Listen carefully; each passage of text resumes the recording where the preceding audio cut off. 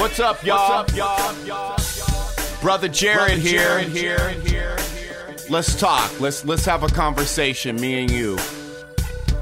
What is the truth movement? Well, I'm sure the truth movement is different things to different people, but right now you're going to get what the truth movement means to me. And truth movement is a discussion about secret, esoteric knowledge.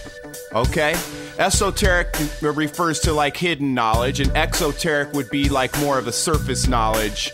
You know, when you think about the Freemasons, a lot of time, you know, with secret societies and stuff, well, the Freemasons, for instance, came around at a time where it was unlawful to even discuss, you know, things that went against the church or whatever. So, you know, a lot of times people want to generalize about the Freemasons and they're evil and this and that, but while we're talking about it, you never want to overgeneralize about anything. It's not smart. I know in this day and age, people want catchphrases and want to oversimplify things. They don't want to take the time to really think things through, you know. But when you're dealing with the truth movement, you have to have the patience to examine things at a deeper level. It was the great philosopher Plato who said, all men naturally desire to know. So it's natural for us to want to know things. Although for, I dare say, thousands of years, most of the population was content with just getting their information from priests or just believed everything they heard on the evening news or read in the newspaper. Now, within the last, 50 years, as more light and energy is bombarding the planet, people have had the desire to delve deeper into things that, we weren't necessarily taught in Sunday school or public school. You know, I have this really good book by Manly P. Hall. It's called The Secret Teachings of All Ages. And it quickly starts to define the two types of people, you know, and I really love this part. It's like the first type of person, when he's confronted with a problem, he will reach a solution by obtaining the facts bearing upon the question. The other type of person, when confronted with the same problem, becomes overwhelmed. Okay, now the first type of person is qualified to solve the riddle of their own existence, while the other has to be led like a flock of sheep and taught in simple language. Well, that's where you heard that term sheeple. The truth movement is comprised of people who are not satisfied with getting their information from priests and the newspaper and the evening news. The truth movement is a discussion of a cross-section of topics: religion, war, extraterrestrials, free energy. Basically a discussion about the nature of reality. A discussion about lost human history. You know, there have been civilizations that have come and gone on this planet for millions of years. Okay, so we in the truth movement, we're not satisfied with like the Christian fundamentalist view of the planet being 6,000 years old. That's ludicrous to us.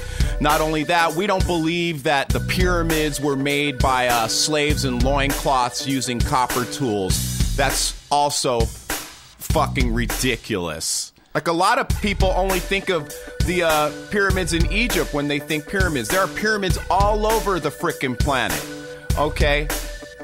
You know, these structures are so advanced that we can't even replicate them today with all of our technology that we have right now. We cannot replicate the pyramids. So that's another thing to look into. I mean, I'm going to give you a lot of food for thought, but it's up to you to, once you hear, you know, the different topics, to go and study them for yourself. I mean, wars for profit, you know, the military-industrial complex. These are things that need to be discussed. You know, wars that are created in order to make people money, like the top 2% who make money off of arms and weapons manufacturing. That's part of the truth movement. Using religion and patriotism to control people and convince them that it's okay to kill or be killed for the sake of your flag. You know, I'll get in trouble for this, but this business of saying freedom isn't free and all this, which is, in other words, try to make you feel okay about killing or being killed for freedom. It's not to say that sometimes we don't have to defend our freedoms, but much of the time they're just using that fear in order to justify the things that we do. A lot of times they'll use the excuse of spreading democracy and freedom, like in that movie Avatar, where they say when you want something someone else has, you turn them into an enemy. We did that in Cuba, where all of a sudden they were the enemy because when Castro took over, he threw out all the American businessmen who had captured land in Cuba and were raising, produce there and making a ton of money off of it. Well, the Cubans wanted to own their own land, so what did? We turned them into the enemy. Same thing in Iraq. The neocons wanted the oil there, so we turned them into an enemy. Well, let's move on to another topic. Let's talk about extraterrestrials. There's so much information out there proving the existence of extraterrestrials. All it takes is a small amount of research. And if you're not convinced, it's because you've got what they call cognitive dissonance, where you don't want to accept something because it would destroy your worldview of reality. People don't want to believe in extraterrestrials because it makes a lot of religions just crumble, because if people are like, well, Jesus died for my sins. Oh, did he die for the sins of every other civilization that exists in every other galaxy? It just starts to make you go, wait a second, this doesn't make sense. I mean, on that tip, it's like, what does that even mean? Jesus died for my sins. Even when I was a little kid, I was like asking that at church, like, how does that work? Is it human sacrifice? Or it's like, doesn't make any sense. And of course, a lot of these religious beliefs don't make any sense. You just have to accept them. And that's the thing. If you're a philosopher and a thinker, you don't just accept things. You have to think them through. But I digress. We're getting off track a little bit here. So we covered lost human history. But we're not really getting off track because when you really get into the truth movement, you find that everything's connected. All these bits of knowledge tend to get connected, like when you find out the truth about extraterrestrials, it reveals the truth about organized religion. And when you find out the truth about organized religion, it reveals the truth about blind patriotism and how it controls the masses. So these things are all connected. I would warn people against concentrating too much on this secret government stuff. And, all the kind of the dark stuff and the negative stuff. I mean, it's good to know about all these dark things, but once you know, then you flick on the light and you move on to the next thing. Anybody who just gets consumed with all the junk, I would ask you to analyze yourself and see if maybe you define too much of your life story by some sort of a victimhood, by, I'm the victim and the big bad government is doing all this to me or whatever. You know what? Part of the truth movement, when you really start moving through all these topics, is to realize that you are in charge of your own reality. Nobody can stop you from doing what you want to do ultimately. I mean, I know it sounds cool, and a lot of time the punk rock heavy metal thing is like, fuck the world and fuck this and fuck that, but when you get down to some true intellectualism and true philosophy, that type of rhetoric is just not going to cut it. It's not going to solve anything. That's why I can't stand some of these so-called truth movement people on the internet who never present solutions, and they're just ranting and raving every day about another problem and another this and another that. You know, we're getting too close to 2012 to just concentrate on all the negativity. We need to envision a world of peace and love, and that's what we'll get. And we need to liberate ourselves from all this fear. And that brings us up to this next thing, which is 2012, and everyone's different take on 2012. I find it funny how people on Facebook are like, 2012 is like Y2K. Nothing's gonna happen. Well, I guess, you know, whether something's gonna happen or not is that's up in the air, and we'll see. But the fact of the matter is, 2012 is something that's astrological, that has to do with cycles, and cycles are in effect. It's the way we measure the days. The sun goes up, sun goes down. Winter, spring, summer, fall, you know, the cycles of the moon, the cycles of the seasons, like I just said, and all those things are determined by our place, you know, in around the sun. And a lot of people, when you picture the solar system, you picture like the sun's sitting there and we're traveling around it. Well, we are traveling around the sun, but the sun is also traveling around this galaxy at thousands of miles per hour. So everything's just constantly moving, and that's how we get the precession of the equinoxes, right? And go ahead and do some studying into this, but what's going on right now is our solar system, where we're passing through in the galaxy, is a place that we haven't been for 26,000 years. And, you know, the date of 2012 was brought to light by the discovery of the Mayan calendar. A lot of people think that there are no more Mayan people. Well, many of them did disappear, and in my opinion, they chose to relocate themselves in another dimension, but that's for another time. But the fact of the matter is our solar system and our sun is about to cross the ecliptic of the galaxy, and it hasn't done that for a long time. And the theory is that we're entering into some new energies, which in my opinion is why there is a truth movement, and why people are seeking the truth, and why the truth really is coming out everywhere around you. The truth about violence, the truth about war, the truth about extraterrestrials, the truth about lost human civilizations. It's all coming out there, and in my opinion, it's because of the energies that are flying through our bodies and through our planet at this time. So, are we going to wake up on December 21st, 2012 and have there be rainbows and unicorns everywhere? I don't think so. But my opinion is that at that point, the scales should begin to tip in the other direction. For those of us who want to embrace a world of peace and free energy and a more cooperative situation, I think that there will be a splitting of realities where you'll have people who still embrace fear, whether they fear, you know, people that are different from them, or all the different fears that people have. They're gonna have their own Earth. Those of us who want our own Earth, we're gonna have our own Earth. And as you can see, even right now, there is a split where you've got, like,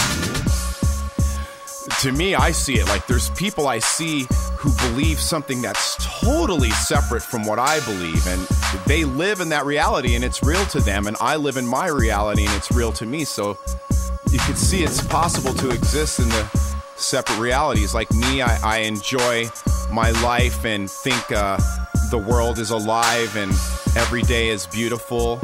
And there's other people who think the complete opposite, that life sucks and everything's a lie and this and that, you know. So I think it's where you focus your attention. So if you are feeling fearful and negative, I would ask that you try to focus your attention to a higher vibration. And there are still Mayan elders who have their knowledge and information about 2012. You know, obviously the movie 2012 was just a bunch of bullshit. And then again, there may be those, and there are already those who are living through catastrophes. Katrina, and there's floods and earthquakes all around the planet. And there again, I haven't been subjected to them. So there you have that split reality again, where people are experiencing hell on earth and I'm experiencing heaven on earth. You know, some people look at the planet like it's there for them to just pillage and plunder, and I look at the planet like it's there for us to take care of, because it takes care of us. You know, so you make a choice. You make a choice whether you want to create a reality of peace, a reality of war, a reality of love, or a reality of fear. Like, I noticed when it was New World Orphans and I was like bringing out information and saying fuck all this and fuck all that, a lot of people were like, yeah. As soon as I started to learn other things, people were not, some people were like, what do you mean you don't want to say fuck the world anymore? You know, because it defined their whole story. They just were, it was so easy to go fuck this and fuck that.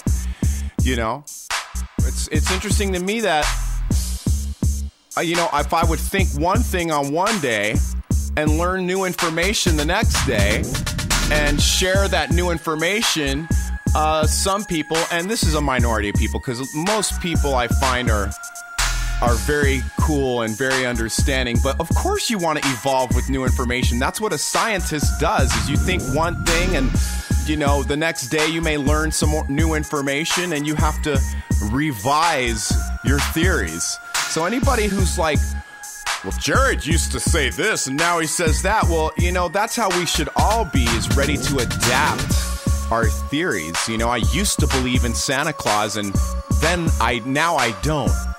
You know, I mean, I'm not trying to offend people when I give out information about religion, like Christianity, and because like when I was younger and I was on mushrooms and all of a sudden I was watching TV and the show came on that was like saying, hey, you know, the story of Jesus is not an original story. There have been many stories about virgin birth and died and raised 3 days later, thousands of years before the Bible was written. I was like, yes! I was so happy to hear that, because I always knew that there was something wrong with the story. So I'm not trying to upset or offend people who believe in religion. I'm not attacking the people who believe. I'm attacking the religions themselves. People who believe are more victims who bought into something that was really, you know, constructed to ensnare people and trap their souls in a false belief system. So, a lot of people are like, thank you, Jahred, for passing on that information. And other people, which is hilarious, are like, you're going to hell, which is funny because Christ supposedly said, don't judge. And then the first thing they do is think they're going to be the judge and jury and send me to hell. So that's fucking hilarious. By the way, there's no such thing as hell. It's never found anywhere in the original text. The Catholic Church came up with this fairy tale, and even one of the most recent popes apologized to the world for the fairy tale called hell. But then you still got all these people who still believe there's such a place and run their life according to this fairy tale of heaven or hell. You know, it's sad. You know, it's sad for me because I've got, you know, people in my own family who have spent their whole lives believing in something that I know isn't true. You know, this whole idea that we're all born into sin and we're all bad is ridiculous. And some people are like, I remember on Facebook I'd see all these things. Oh, well, the Bible gives us all these moral values. The bullshit. People know what's wrong and what's right. If the Bible gave people moral values, why is it all these priests who dedicate their lives to the Bible and the Ten Commandments are the ones who are out there, you know, violating children sexually and all that? So I don't want to hear that the Bible gives us morals. We have morals. They're in our spirits. We don't need them from some phony book. There are plenty of indigenous tribes, aboriginals, you know, Native Americans who never had the Bible, who lived a life of peace and justice, you know. So just stop with that. It's ridiculous. Well, if anybody's still listening, because I'm not the best, I'm not like a public speaker, but I'm just happy to share my thoughts with you guys, and just thank you for your support, because you know I couldn't do what I do without all the open-minded, higher consciousness people, not just in this country, but man, we just went to Russia and I couldn't believe how beautiful it was there. And you know, you ever hear someone who's like, we're the greatest country in the world, and 9 out of 10 times that person has never been out of the country. You know, this term that you hear, American exceptionalism, that's code word for saying, well, we're the best country in the world, we're better than everyone, so we should do whatever we want to other countries. Isn't that just fucking ridiculous? How are we the best? I mean, we're great. Other countries are great too. We're not the freest country in the world either. That's just bullshit. Tons of other countries are just as free as we are, if not freer. I toured all through Europe and rarely saw a policeman. You know, when I tour here, I see cops almost at every single show. You know, so even in Russia, I didn't see police at the show.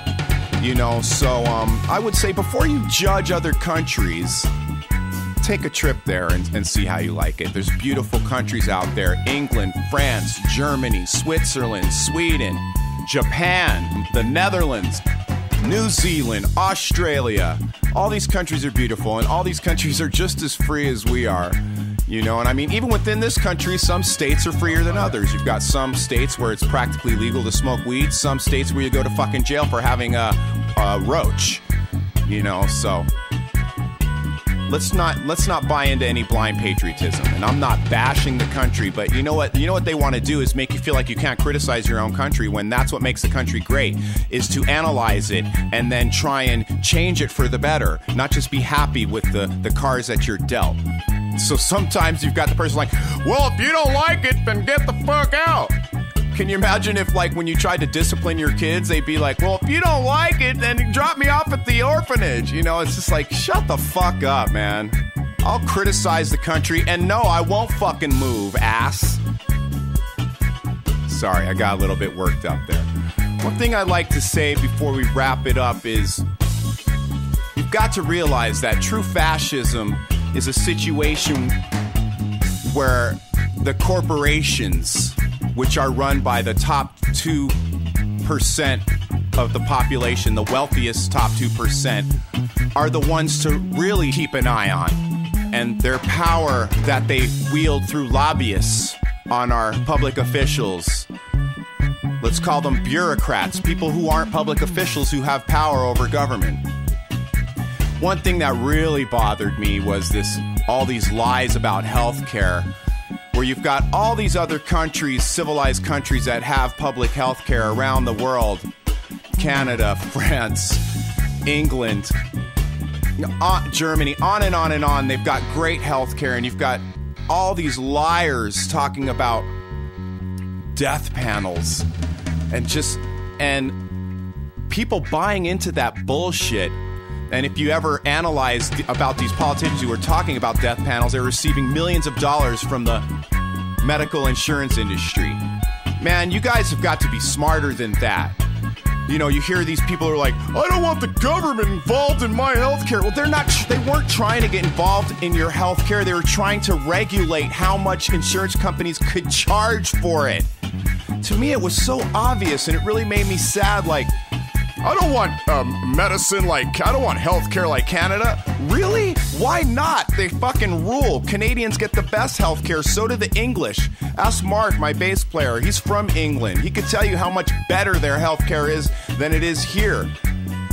So people are going to hear this and still just not get it. But man, we've got to see through that bullshit. You know, if we don't regulate capitalism, it turns into fascism. That's what true fascism is. It should be called corporatism. That's what Mussolini called it, the famous Italian fascist, because what it is when the corporations rule the people for a profit. I mean, it's sad to me when people vote against their own interests. By and large, the Republicans represent the super wealthy, the fascists, you know. By and large, the Democrats represent the working man and woman. But then you've got all these like middle-class people who vote Republican because they're fooled by the bullshit that's coming out of the mouths of most Republican politicians. And I mean, when you hear these Republicans who are like, terrorism, 9/11, they're terrorists, 9/11. I mean, is that really where you want to put your vote, on the party of fear? I see through those fear tactics instantly ever since 9/11. And I would hope that 9/11 woke up a lot of people against all these fear tactics. But 9/11 didn't work. They didn't get what they wanted. They wanted to continue a war all the way as far as they could, you know, against you know, a religious war, us against them. But it didn't work because too many people woke up, and we're going into a world of peace, and that's it. You know, for our children, for our children's children, we're going to turn away from fear. So you guys, that's the truth movement, man. The truth about the military-industrial complex. The truth about extraterrestrials. The truth about organized religion. The truth about spirituality. Your soul is indestructible. You don't need a Messiah. You don't need anybody to save you. Your soul has always been here, and it always will, because your soul is a piece of First Source. First Source creates infinite souls so it can experience itself in infinite ways. And that's what we all are. That's why we're all connected, because we all come from First Source, but we forget and we feel separated. But I'm you and you're me. And even with the people who choose the darkness and don't choose the right path, it's still just part of the whole journey. So I'm not mad at George Bush. If it wasn't for 9/11, I wouldn't have woke up, you know. I'm not mad. I'm not mad at anybody. I got love for the Illuminati. I got love for the New World Order, because it's all part of some master plan, you know. Without the darkness, you cannot see the light. So you guys, I love you, man, regardless whether you agree with me or not. Just keep your minds open. What a beautiful time to be alive. End of a 26,000-year cycle. I think it's a time for us to choose our own futures, man. Forget about prophecy, because the future is ours to manipulate and mold with every choice and every thought that we have. So I suggest all of us renegades, we envision a future of peace and love. Okay, it's so funny, on Facebook you mentioned love, you'll have these people on there, I didn't know you guys were about love and saving the planet, man. Oh, now I'm all bummed out. Can you imagine being bummed out about love? Man, you need to open your heart to some sensitivity. Some people are too left brain. They can't feel. You got to open that feeling center right there in the middle of your chest. Feel your way through things, man. That's because they've made us feel like love is all this flower power and all this. Love is for a true warrior, you know. Love will kill a motherfucker. No, I'm just kidding. Anyway, man, enjoy yourself. That's what it's all about. Have a drink. Have a smoke. Good cigar. Some nice green buds. Stay away from the swag, though. The love you show, family grows, let everybody know. I had a lot of fun doing this album, man. This Skull and Bonus CD was a lot of fun, too, man. This is one for the fam right here. Renegades! Sub-Noise Soldiers, Juggalos, and Juggalettes. Renegades and Renegades. Right now, I'm looking out my studio window. Sun is setting. Another beautiful day on this beautiful planet. I wish everybody the best, man. I really do. That comes right from the bottom of my heart. I wish everybody abundance and prosperity. Everybody deserves to feed their families, not have to worry about paying the rent, put food on the table all the time. It doesn't have to be that hard. Let everybody know. Say make Make the world the world better better for you for you and me. and me. Yeah, Peace and love. peace and love. Yay! That's why we do it.